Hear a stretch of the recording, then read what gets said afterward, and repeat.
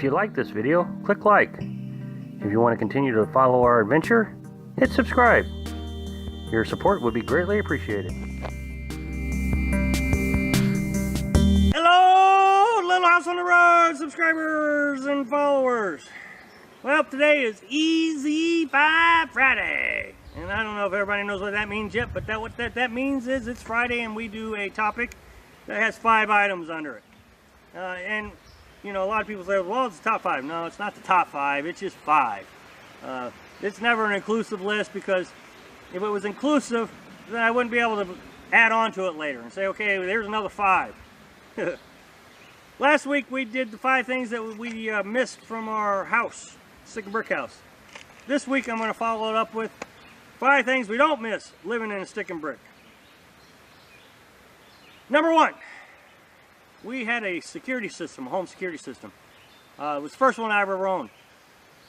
About, I guess it's over a year ago now. A year ago in April. We were robbed twice in the same week. Twice. First time they came in, I mean, they just came in through the door. They busted the lock and walked right in.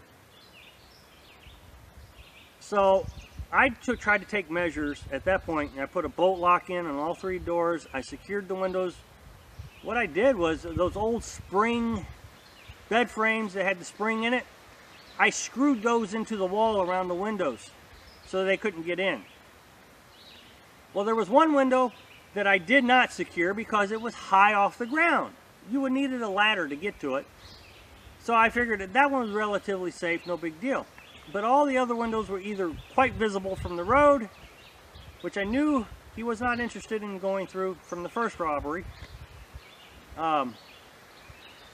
or they were too high. Well, sure enough, he tried to break in. The door locked, he couldn't get through. He tried the second time, you know, when he tried to break in. And then he tried to go through the 2 windows that were easy to get to.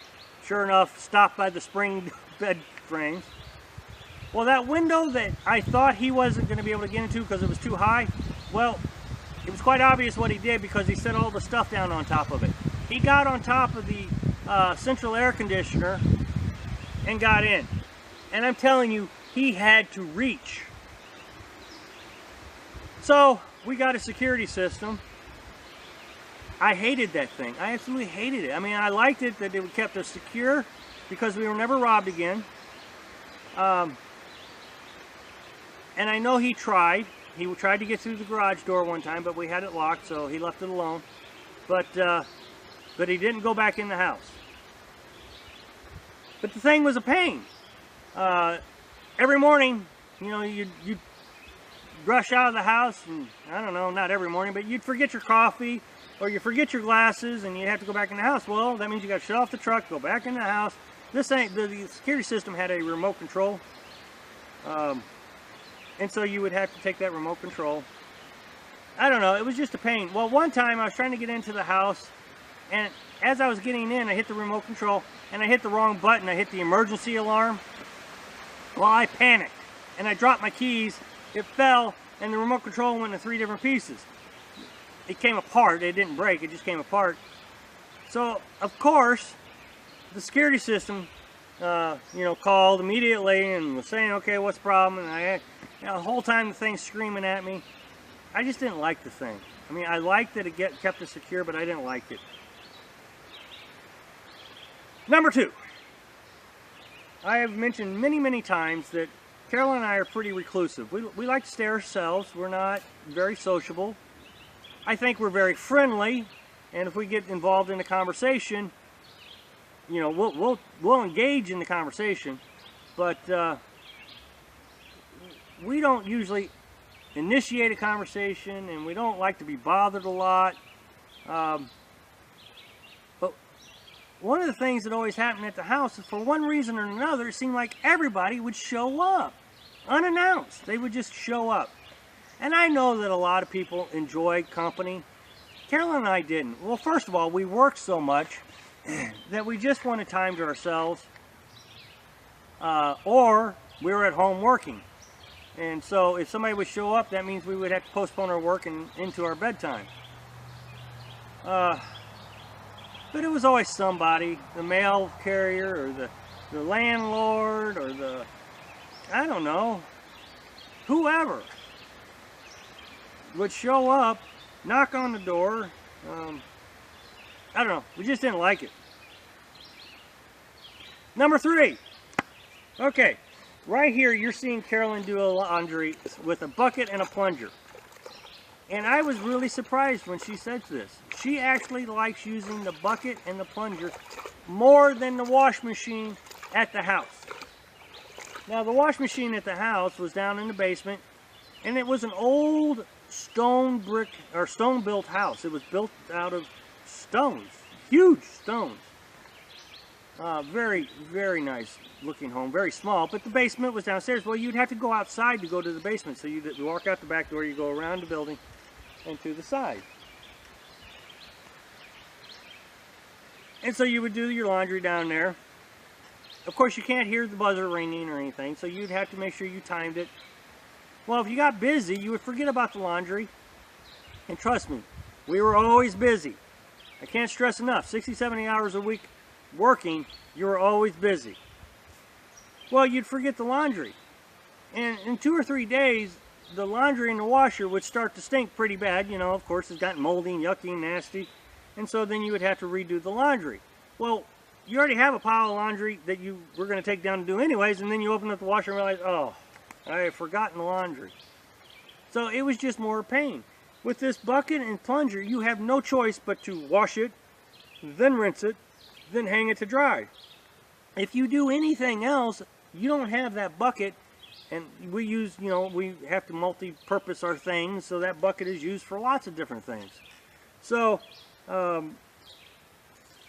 wash machine apparently is one that Carolyn said I just rather not have, which I found really interesting.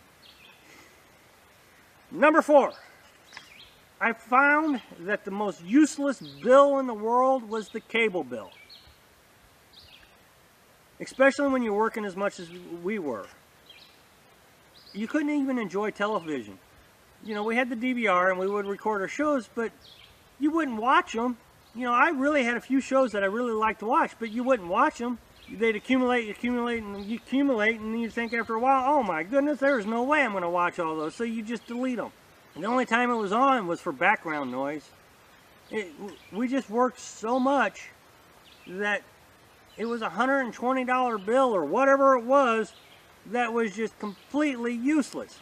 And then the cable company, you know, you think, well, maybe I could just downsize to internet and telephone, because this was a 3-way package, cable, internet, and telephone. And I called the cable company and said, yeah, I just want internet and telephone. Well, it's a cable company. You have to have cable. And, you know, there was just no time to research, to find a different solution. So you end up paying your monthly bill and saying, the heck with it. It was just a total waste of money. Total. Completely useless. Number 5. Job/structured life. Look, I am a very structured person. I like having things 1, 2, 3, 4 step through. Carolyn is not. She is a very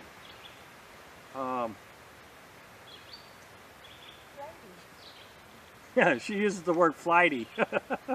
Okay, since the word I'm looking for eludes me at the moment, we'll go with flighty. She's more spontaneous, there's the word. So, you know, it was even kind of hard for me to adapt to her lifestyle. But being out here, I recognized that the structured lifestyle that I have actually causes me a lot of stress, because if I miss a step for whatever reason, I'm stressed. I got to go back to it. I got to get it done. So and through Carolyn's help, have tried very hard to get away from this structure. For the last 3 days since we've been to this beautiful campsite, you know, we get out of bed, we check the internet, we go and eat breakfast, and then we go for a walk, and then we come back, we upload our video, and then we maybe go for another walk, and then we come back, you know, very structured. Today I woke up and I thought, you know what, I'm going to charge the batteries up, and I'm not going to do much of anything. I decided at some point during the day that I should catch up on some videos. So I've been sitting here catching up on videos. Carolyn started a fire. We haven't done a thing all day. Oh, we went and got water down the hill. But that was just because we thought, maybe we should go get water down the hill. The alarm clock, believe it or not, I think causes a lot of stress. I'm so glad we don't have to use it anymore. Anyway, so there's the 5 things that we don't miss. I keep forgetting to say this at the beginning of the video. My name's Rob. Her name's Carolyn. You know, we keep having people ask what my name is. Everybody knows Carolyn, and she's the only one who won't get on camera. So my name's Rob, and thanks for watching. Be sure to subscribe. Click like if you like the video. Happy travels.